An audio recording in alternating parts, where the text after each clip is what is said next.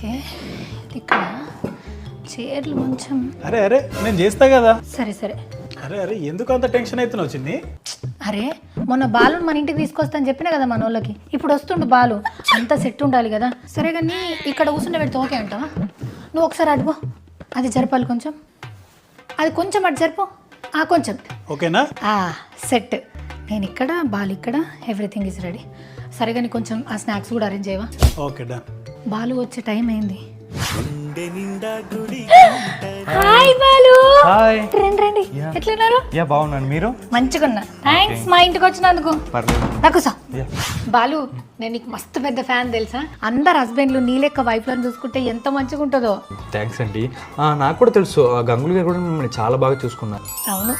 సరే కానీ బాలు, నేను మా వాళ్ళకి మాట ఇచ్చిన బాలుని తీసుకొచ్చి మస్తు ప్రశ్నలు అడుగుతా అని. నువ్వు రెడీయా? బాలుతోనే క్వశ్చన్ అడగండి, చెప్తాను. బాలు, నువ్వు గమ్మత్ పేర్లు పెడతావు, అంత క్రియేటివ్గా ఎట్లా వస్తాయి అసలు? అదేంటంటే అప్పుడప్పుడు వాళ్ళు నా అన్న కానీ నా అమ్మ కానీ పిచ్చి పిచ్చి పనులు చేస్తున్నారు కదా, ఫ్లోలో ఏదో ఒక పేరు వచ్చేస్తుంది, నేనే చెప్పేస్తాను. ఆలోచిస్తే రాదు.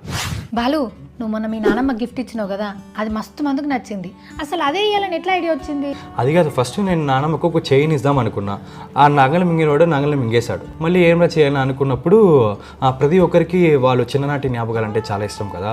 సో అలాగే నేను ఆలోచించి శీలా డార్లింగ్కి వాళ్ళ చిన్ననాటి జ్ఞాపకాలు రావడానికి వాళ్ళ ఫ్రెండ్స్ అందరిని తీసుకొచ్చి. నేను చూస్తే పాపం అనిపిస్తుంది. అసలు మీ అమ్మ నేను ఎప్పుడు అర్థం చేసుకుంటుంది? నేను కూడా దానికే వెయిట్ చేస్తున్నానండి. కానీ నేను నా అమ్మ ఇలా ఉండడమే చాలా మందికి ఇష్టం తెలుసా. అవునా?